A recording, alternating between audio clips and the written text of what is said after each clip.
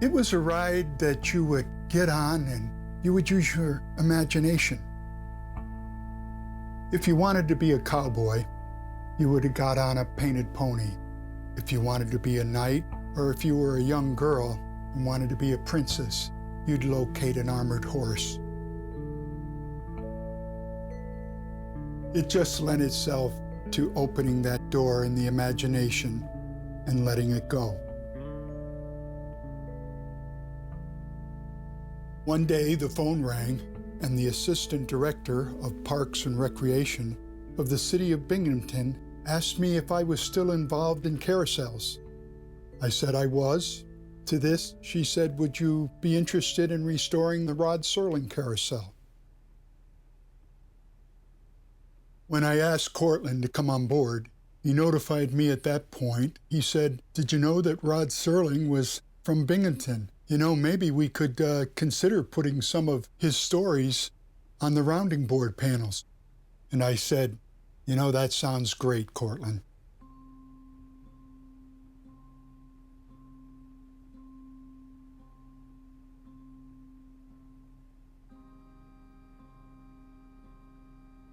You know, carousels are sort of a piece of art that had been forgotten for a number of years. I mean by that, it was considered part of an amusement park, but not really as an art form. But when you see the beautiful carvings of the horses and the chariots, the way the band organs are done, this was really expert carving that was done on all these pieces. And many times in the original top borders, the paintings were quite beautiful. Of course, over the years, the parks repainted them, and they got layers and layers of park paint on them. And they didn't look quite as elegant as they did originally. So that's why when we restore a carousel, we're trying to bring back that elegance that they once had.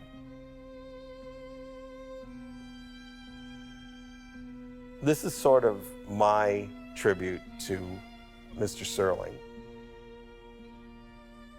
The new panels that were put on this that I did were all related to Rod Serling's Twilight Zone episodes.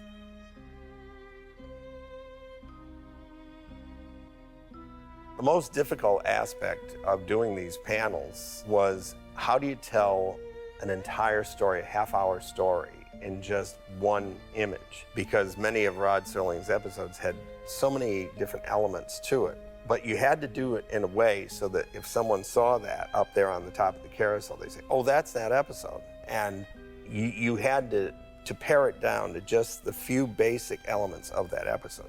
But the ones that had to be considered were the ones that were visual, because some of his episodes were more psychological than necessarily visual.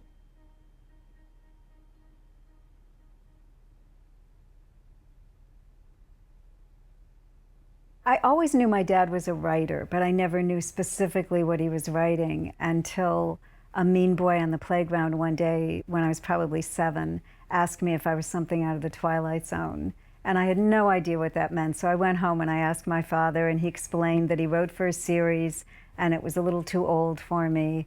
And the first episode I saw was Nightmare at 20,000 Feet, and that was probably a year or so later. And I watched it with my dad at our summer cottage.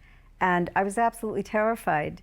And even though my father didn't write that episode, Richard Matheson wrote it, it was still my dad that appeared on screen. So it was a little unnerving, but, and again, this was not the father that I knew.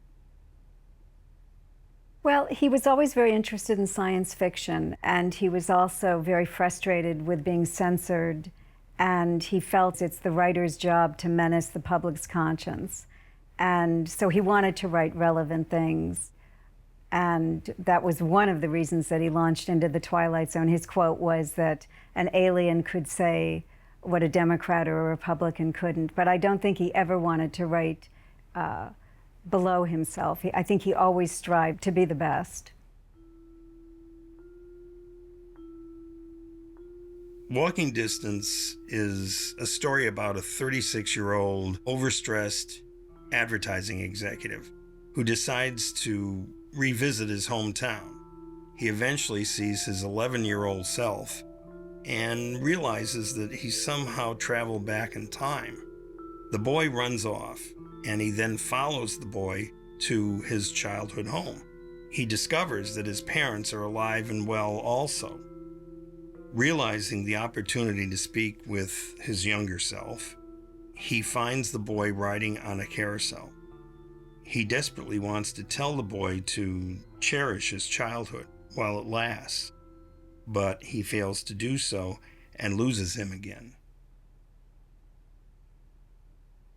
My dad enlisted in the war shortly, like the day after he graduated from high school, and was almost immediately sent to the Philippines after training camp. And like any vet, it completely changed his life. So he left this very idyllic childhood in Binghamton, and it was very difficult. The idea of the script Walking Distance, which is a lovely script, is one of the most autobiographical scripts that my father wrote.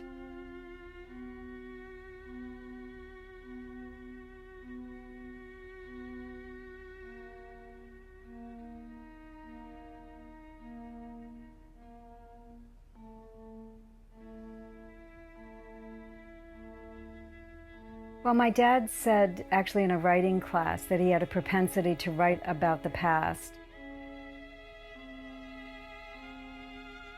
Because his childhood was so idyllic and because there were unresolved things like his father dying and he'd never been able to come to terms with that grief, it was a way to go back, and it was sort of a touchstone.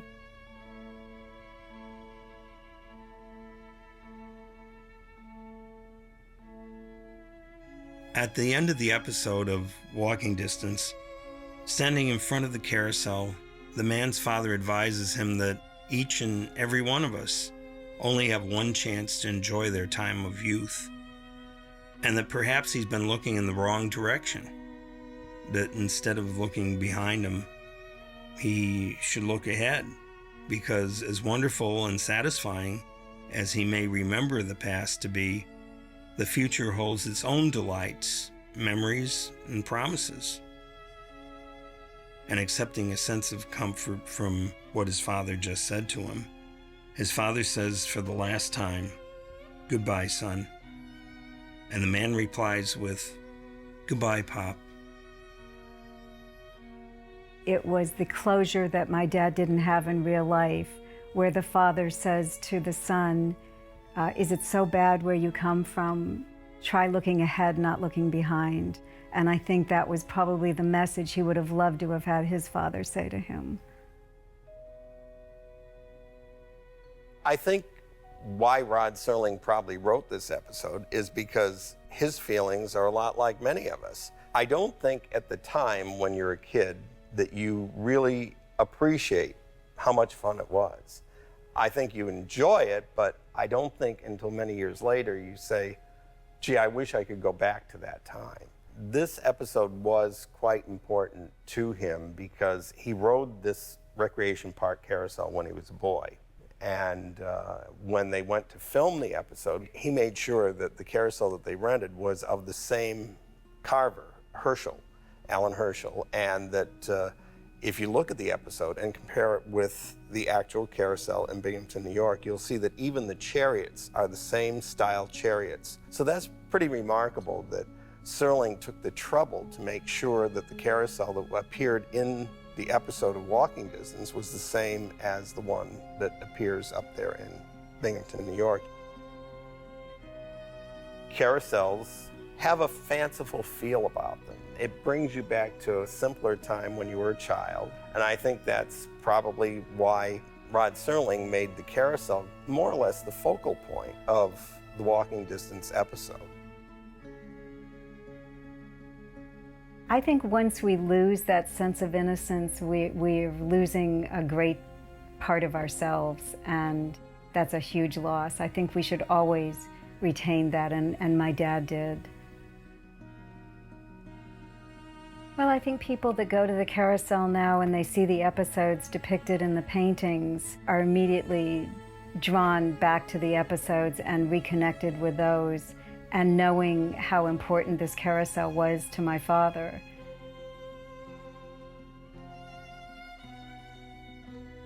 I think why it lasted so long beyond when it went off the air, is because it has to do with the human element, that there's something that touches you in these episodes, every one of us. There's something in those episodes that it means something to everyone. And that's why it's not just science fiction, it's not just ghost stories, it's not just horror. There's something in it that has the human element.